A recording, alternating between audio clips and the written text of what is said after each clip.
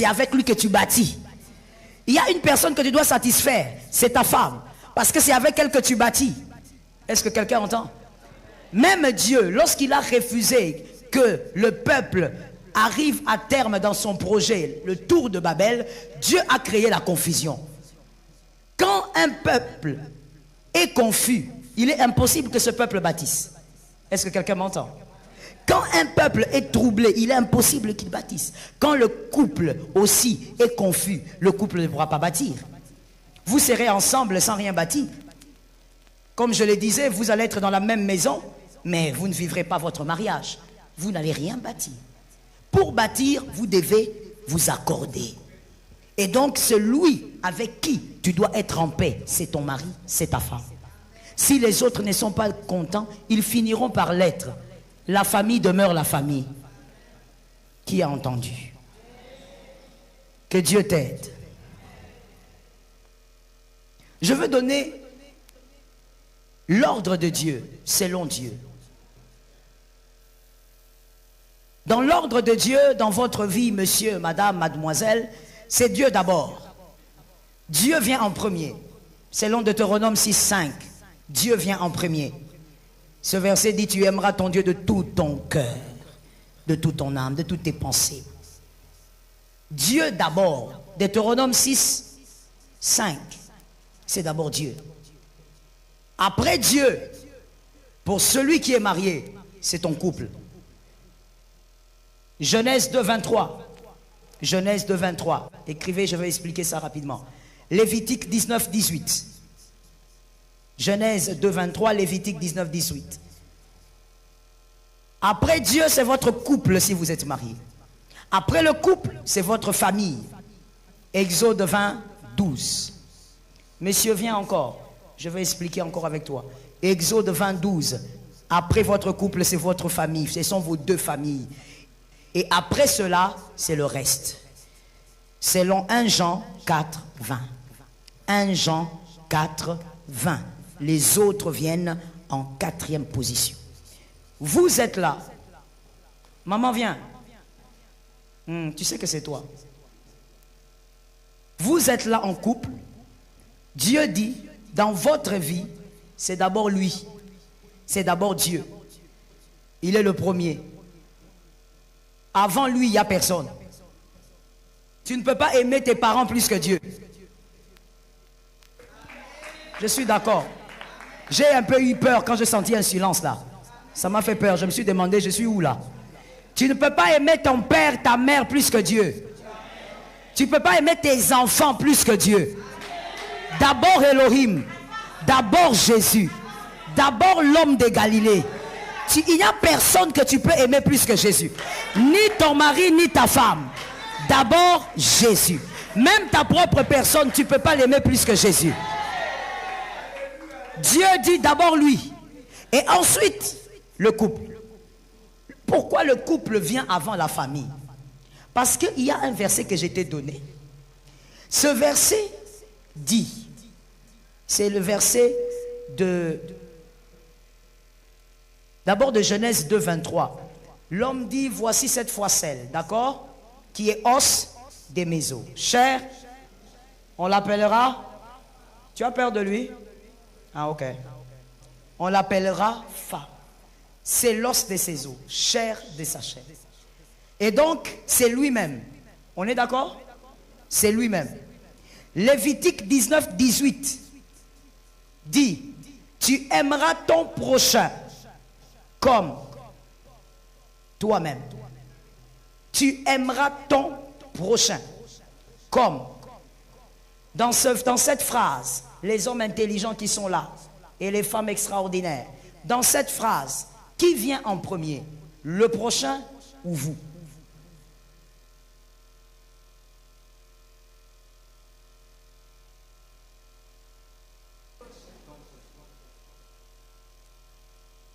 Tu aimeras, tu vois que tu lis ces versets mais tu ne l'as jamais analysé. Tu aimeras ton prochain comme. Qui commence d'abord? L'amour donc est de quel côté? Quelle est la référence de l'amour? Soi-même. Soi-même. On dit, tu vas l'aimer comme. Celui qui ne s'aime pas ne peut pas aimer l'autre. Donc, quand on dit tu aimeras ton prochain comme toi-même, on veut dire, l'amour doit commencer par où? Par toi. Et toi, tu es qui? Tu es lui. Et dans toi, il y a qui? En toi, il y a qui? Ta femme. Donc, avant d'aimer l'autre, quand on dit l'autre là, c'est l'autre, non? Prochain, c'est prochain, non? Dans prochain, il y a famille ou pas? Dans prochain, il y a ami ou pas? Il y a collègue ou pas? Ok. Donc, je dois commencer par aimer qui? Je dois commencer par aimer qui?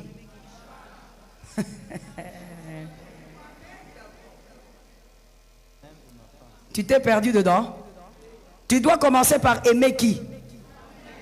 Toi-même. Parce que toi-même, c'est aussi... Donc, avant d'aimer le prochain, il faut que tu t'aimes. Avant d'aimer ta famille, tu dois t'aimer. Or, dans t'aimer, il y a ta femme. Qui dit homme et femme dit couple. Après Dieu, c'est le couple. Après le couple, c'est la famille. Après la famille, les autres. Tu ne peux pas privilégier le pain de ta soeur alors que ta femme meurt de faim.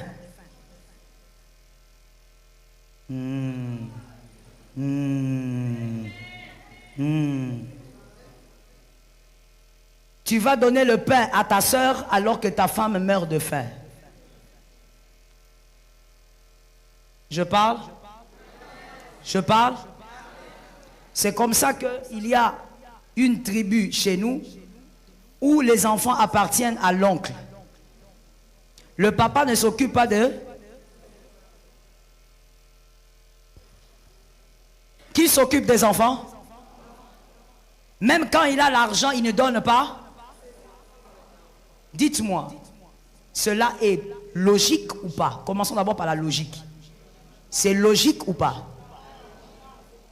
Frère, il faut répondre, hein, même si tu es de cette tribu, il faut parler. Il ne faut pas être frustré maintenant là. Non. On n'est pas en train de prêcher ta tribu, on donne un exemple. On est dans la famille. Je dis, c'est logique ou pas? Maintenant, allons dans la Bible, puisque nous, ce qui nous unit ici, c'est la parole. C'est biblique ou pas? Est-ce que Isaac s'est occupé de ses neveux et de ses nièces? Plutôt Abraham. Abraham, est-ce qu'il s'est occupé de ses neveux et de ses nièces avant Isaac? Est-ce que quand vous lisez dans l'héritage que Abraham a légué à ses enfants, vous voyez l'héritage de ses nièces et de ses neveux? Dis un nom que tu sois délivré. Le système qui n'est pas divin finira par vous détruire.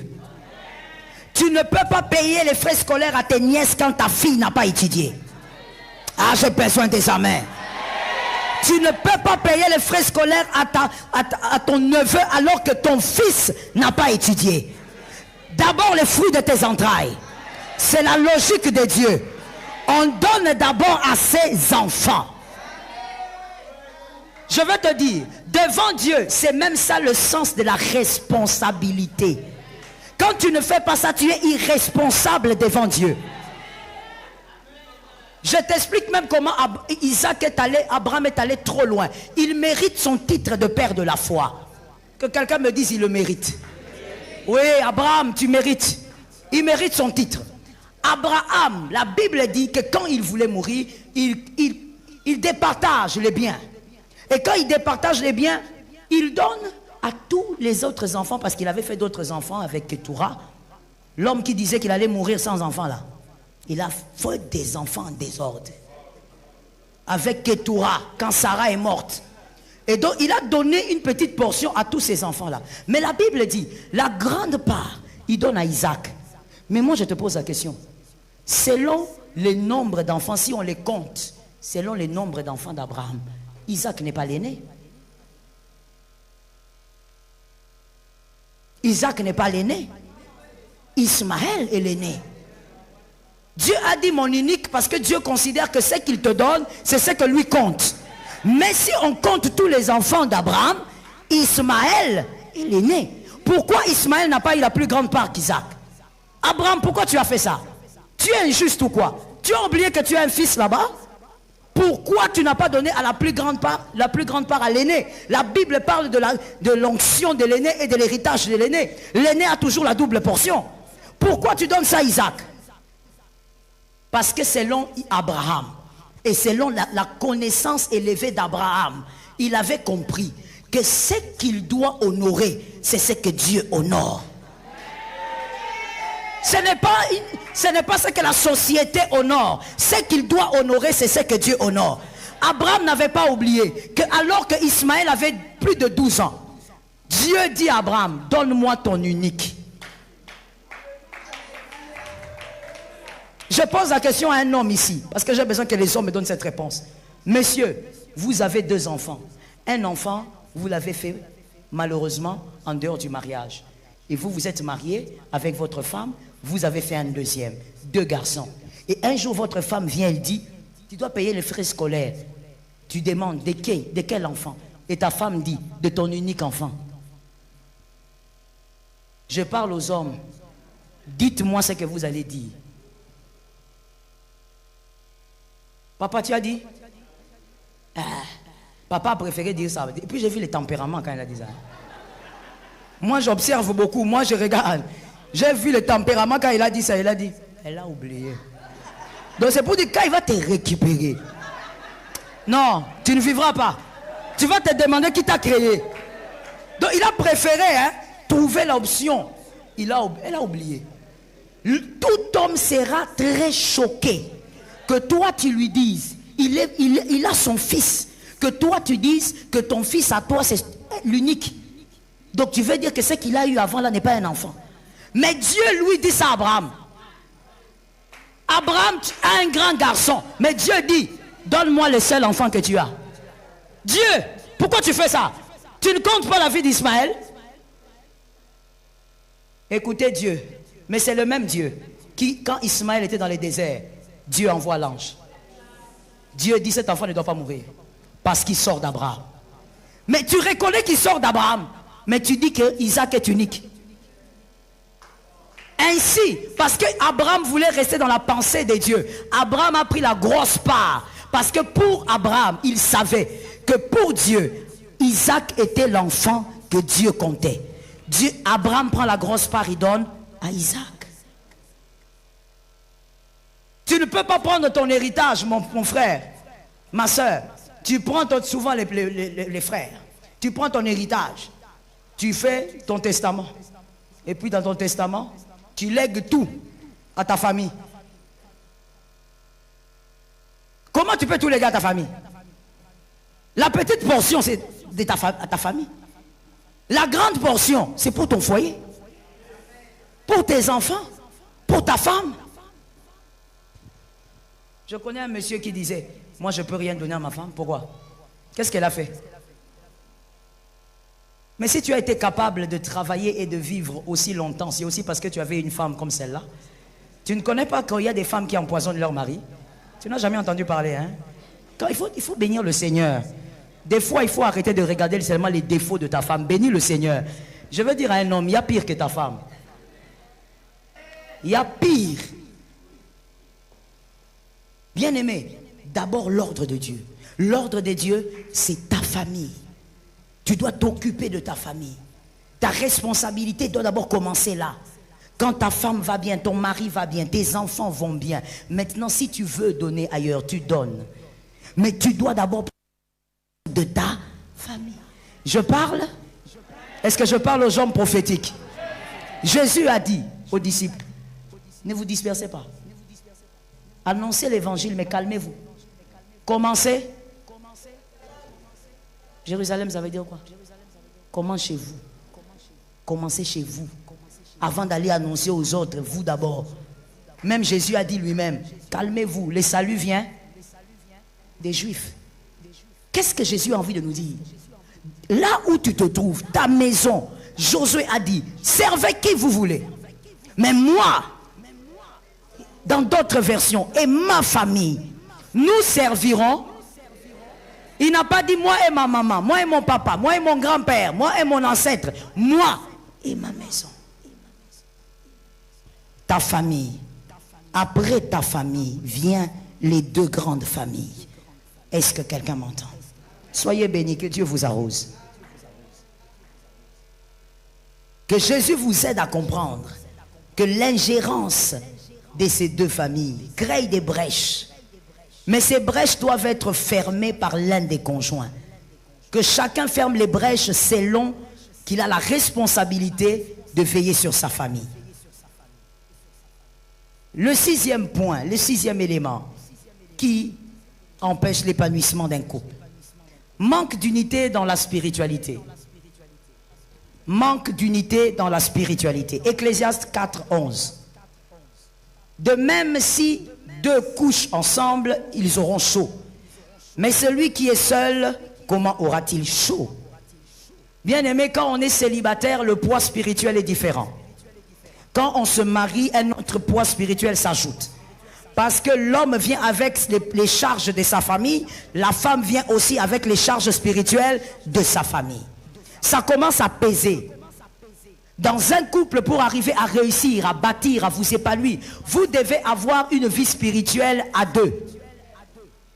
Une certaine unité. Non, lui prie, moi aussi je prie. Non mon frère, c'est un mauvais système. Vous êtes en train d'éparpiller les efforts. Quand on éparpille les efforts, on risque d'être ébranlé à un moment. Solidifiez-vous. Apprenez à avoir l'unité dans vos moments de prière ou dans votre spiritualité. Il y a des pressions qui proviennent des deux familles, des pressions spirituelles. Vous avez besoin d'être ensemble, unis pour affronter ces pressions. Est-ce que quelqu'un m'entend? Il y a des familles où le mariage est tellement rare. Il n'y a que les divorces, il n'y a que des vies en désordre. Quand vous vous mariez à un homme comme ça, à une femme comme ça, vous ne pouvez pas dire que vous allez prier seul. Vous n'allez pas y arriver. Il y a des pressions qui risquent même d'atteindre vos enfants. Oh, que quelqu'un me donne un amen. Retiens que lorsqu'on bâtit son foyer, on bâtit aussi ses enfants. Que tes enfants ne vivent jamais les liens de famille de chez toi. Ça tombe sur quelqu'un qui est derrière. Que tes enfants ne vivent jamais les malédictions qui proviennent de la famille de leur mère. Et pour ça, vous devez avoir une vie spirituelle, ensemble. Une certaine unité en esprit. Malgré les programmes, malgré la fatigue, vous devez bâtir aussi votre monde spirituel. Est-ce que quelqu'un m'entend? Il faudrait que les sorciers des deux familles, est-ce que vous savez que les sorciers travaillent en synergie? Ouais, surtout quand vous vous mariez, c'est fini. Les sorciers se rendent aussi visite. Ils s'appellent aussi beauf. Beauf maintenant dans la sorcellerie. Hein? Donc les sorciers qui... Vous ne savez pas? Oh, malheureusement, je n'ai pas le temps d'enseigner ça aujourd'hui. Les sorciers, le monde sorcellerique est bizarre. Ils travaillent en synergie. C'est-à-dire maintenant là, les sorciers de votre famille sont à gauche. Les sorciers de la famille de la femme à droite. Mais si vous vous mariez, c'est fini. Autant vous êtes dans le même foyer, dans le même mariage. La nuit, les sorciers se regroupent des deux familles. Ah, comment tu t'appelles? Enchanté. Ah oui. Ils commencent les réunions, les formes des réunions changent. Ils ne se réunissent pas sur un seul arbre maintenant. Maintenant, ils vont se réunir à un point donné. Ils se donnent aussi des rendez-vous. Aujourd'hui, on va se réunir là-bas. Ah d'accord, d'accord. Toi maintenant, tu es qui? Non, moi je suis le cousin maintenant de la fille. Ah. Dans la sorcellerie. Et donc, ils travaillent en synergie. C'est comme ça que tu vas t'étonner des fois si tu n'es pas un homme spirituel, tu diras, mais comment tel cousin, il est toujours informé de ce que j'ai fait. Comment? Il travaille en synergie.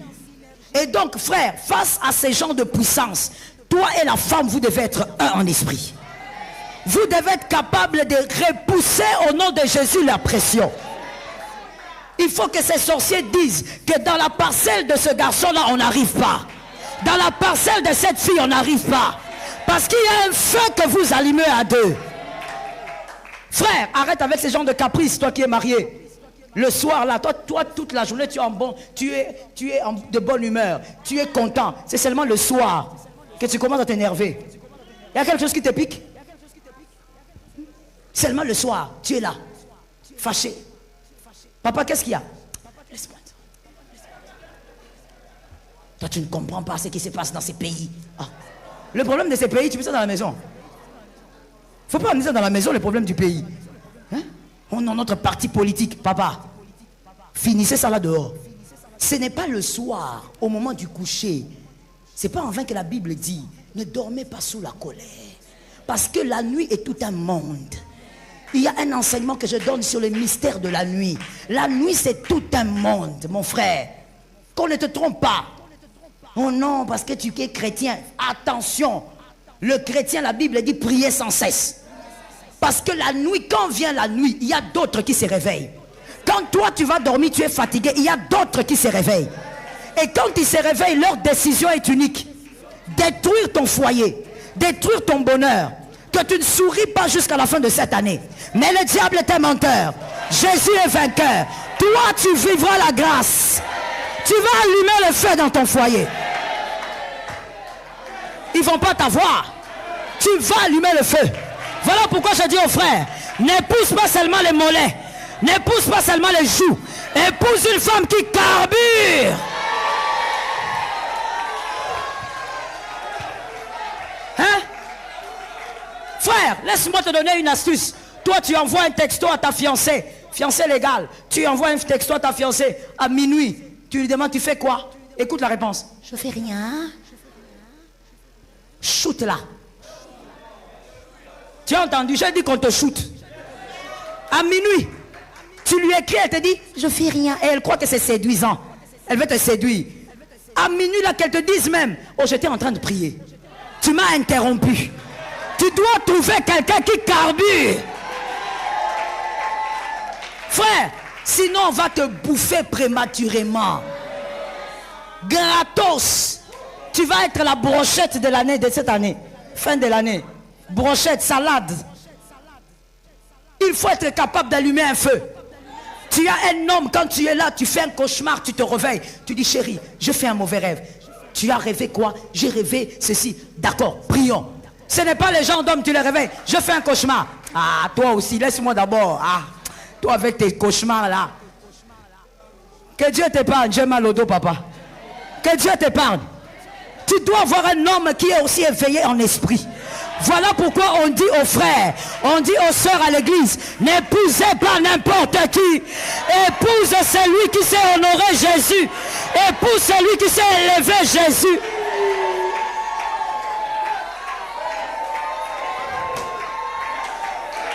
Je sens une colère.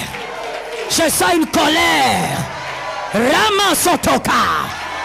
Jésus, toi tu viens, mon frère.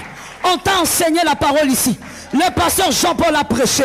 Il t'a enseigné la parole. Et un jour tu viens. Je ne suis pas contre. Je suis en train d'expliquer un mystère. Tu amènes une fille. Et cette fille, là d'où elle vient, de la religion où elle sort, Jésus n'est pas Dieu. Chez eux, Jésus est un prophète. Comment tu vas vivre avec une femme lorsqu'on vous attaque la nuit? Toi tu dis au nom de Jésus. Elle dit Jésus est un prophète. Non, Jésus n'est pas un prophète. Jésus est Dieu. Jésus est roi. Jésus est Dieu.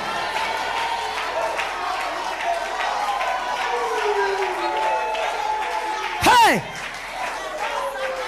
Jésus est Dieu. Toi tu veux mettre dans ton lit quelqu'un qui ne croit pas que Jésus est Dieu. Parce que vous vous entendez bien. Parce que vous causez bien. Maman, le courant passe. Mon frère, le courant sera coupé. Tu dis que tu veux l'épouser parce que le courant passe. Il y aura délestage. Dans ton mariage, lorsqu'il y aura la pression spirituelle, toi tu cherches Dieu. Elle te dit, moi je ne crois pas en ça. Il n'est pas Dieu. Et laisse-moi te rappeler une chose, mon frère. Même la Bible le reconnaît. L'instruction, c'est la mère qui donne. Donc, c'est la mère qui éduque. Tu vas laisser tes enfants être éduqués par quelqu'un qui croit que Jésus n'est pas Dieu. Est-ce que tu réalises la gravité du choix que tu veux faire? Je sens que je parle à quelqu'un. Peut-être même que c'est en distanciel, mais je sens que je parle à quelqu'un. Toi, tu veux épouser quelqu'un qui va dire à tes enfants que ce n'est qu'un prophète. Comme Mahomet, ce n'est qu'un prophète. Tu veux l'épouser parce qu'elle est belle. La pression spirituelle du foyer. Frère, il faut quelqu'un qui prie. Il faut quelqu'un qui, à des moments la nuit, vous vous réveillez à deux. Vous dites, chérie, as-tu senti un mouvement spirituel? Et lui aussi te dit, oui, j'ai senti. On va prier. Quand vous vous mettez à prier, à un moment donné, ton mari te dit, non chérie, je sens qu'il ne faut pas qu'on prie en esprit, qu'on prie par intelligence. Prions en esprit. Vous commencez à prier.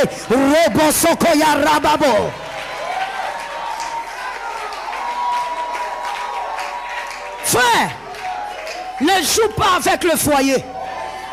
Ne joue pas avec la pression spirituelle du foyer. Certains sorciers, même quand vous vous mariez, regardent, ils disent, ils se sont mariés, qu'ils aient des enfants, on va voir. Ils sont là en train de parler toutes les nuits. Toi, tu blagues avec. Il faudrait, frère, non seulement avoir des enfants, mais avoir des enfants pour démontrer que ils n'ont aucun pouvoir sur votre foyer. Que quelqu'un lève sa main droite et me dise, ils n'ont aucun pouvoir. Oh my God, assieds-toi sous l'onction. Ils n'ont aucun pouvoir.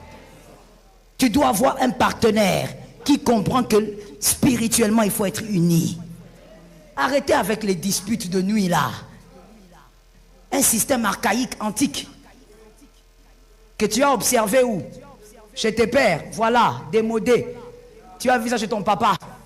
Oh, notre papa discutait avec maman à 3 heures. Frère, laisse ces choses-là. 3 heures du matin, il y a des mouvements spirituels. Toi, tu vas faire asseoir ta femme pour commencer à dire, moi, je n'ai pas aimé ce que tu as fait le matin. Mais dis-moi le matin. Ta femme n'est pas un monstre. Ton mari n'est pas un monstre.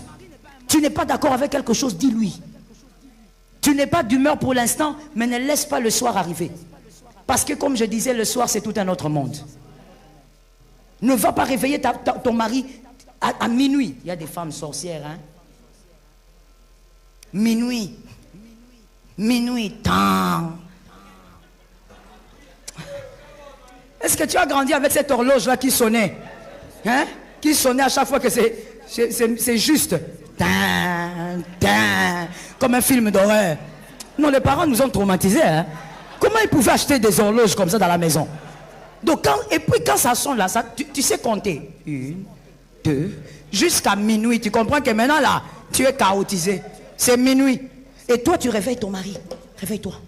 J'ai quelque chose à te dire. Assieds-toi.